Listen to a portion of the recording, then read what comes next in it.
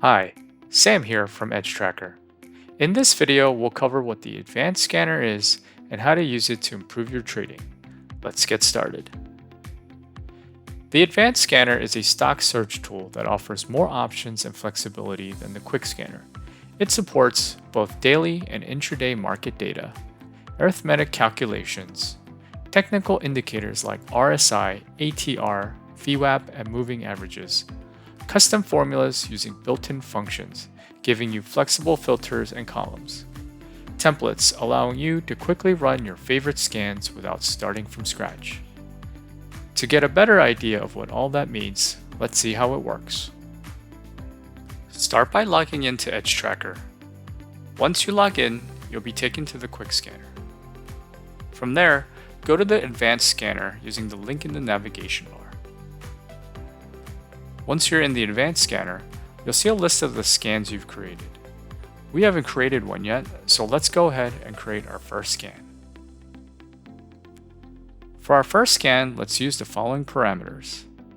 Date range from January 1, 2025 to current day, stocks and ADR, price less than $10, change from open percentage greater than 50%, first hour volume greater than 10 million. Let's give the scan a name.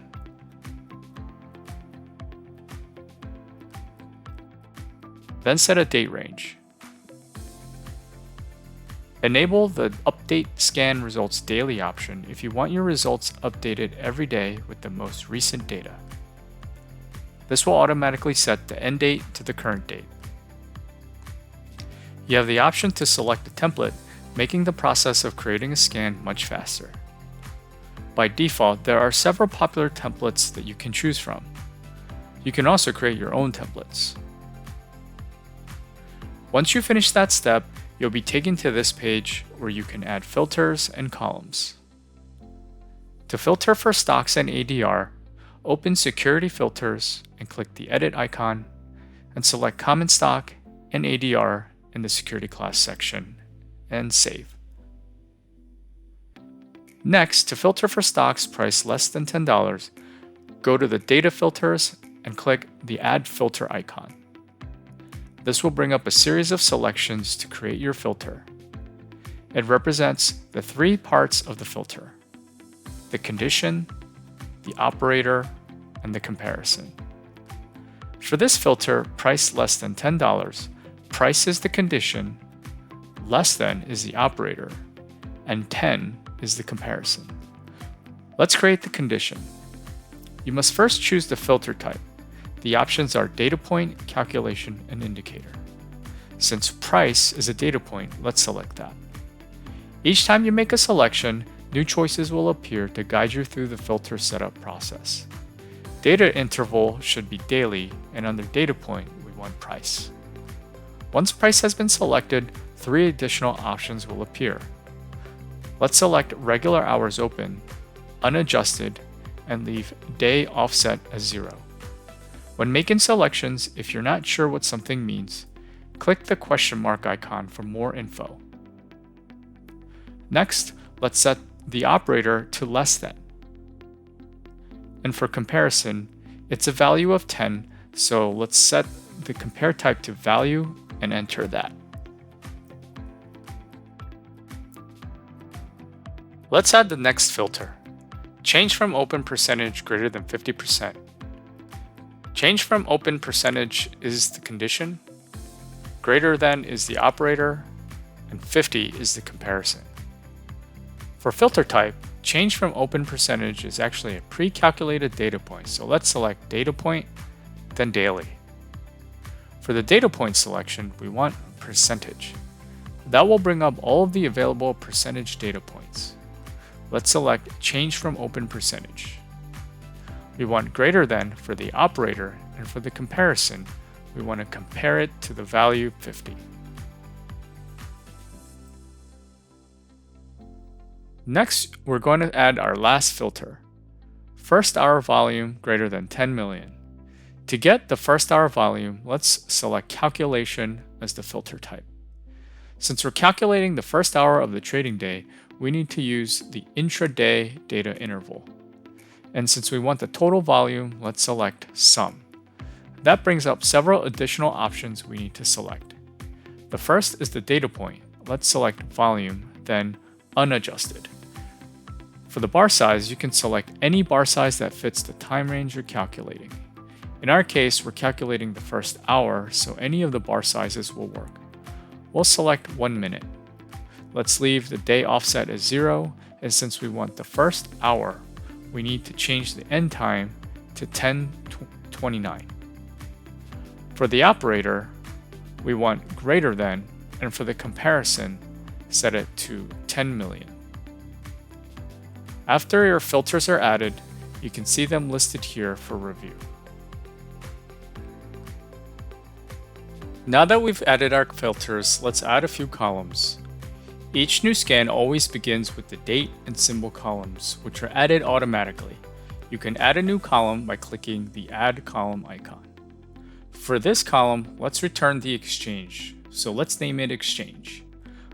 When you create a column, you'll see the same options that are available when creating a filter. The only additional option is Security Info, which returns specific properties of a scan result. Let's select Exchange. To demonstrate how to use the indicator feature, let's create a column that returns VWAP. Let's create a column that returns the VWAP when price reaches its high of the day. We want a column type of indicator and data interval of intraday. For indicator, there are 5 options available, but for our column, we want VWAP.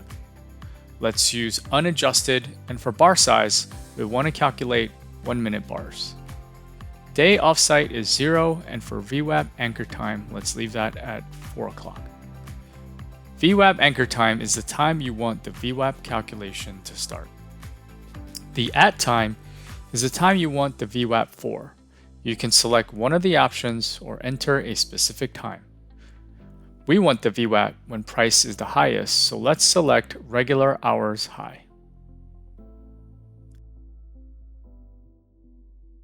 Let's create 2 more columns with the data points we used in our filters. Let's create change from open percentage.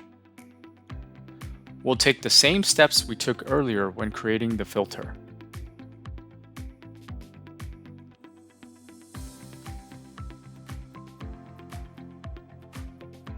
Then we'll create the first hour volume column. Again, we'll make the same selections from when we created the filter.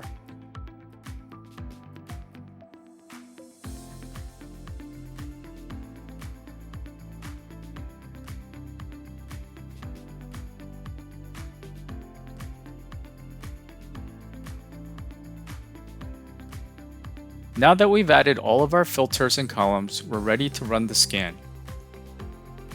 Once you run the scan, you'll be taken back to the list of scans. You can see the status is currently in queue. Depending on the complexity, your scan will be completed anywhere between a minute to 15 minutes. Once the scan is ready, the status will show completed.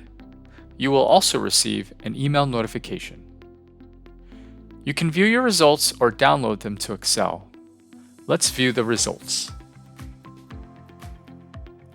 This brings you to the same area you see when using the Quick Scanner. You can view the aggregate metrics to view a summary of key performance stats. You can also break down results by date intervals in the results breakdown. This will enable you to view trends by different time frames. If you simply want to see your scan results, go to the individual results area. There you can browse your scan results. You can see the columns we created for our scan. All the modules you see in the Quick Scanner are also available in the Advanced Scanner, so you can tag results, add notes, and attach files here as well. If you want to view your results in Excel, you can download them by clicking Export.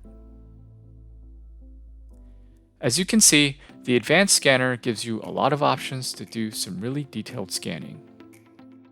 There are additional features that we didn't get to cover in this video, like creating templates and using custom formulas that you can learn about by going to help.edgetracker.com. To give the advanced scanner a try, sign up by going to edgetracker.com.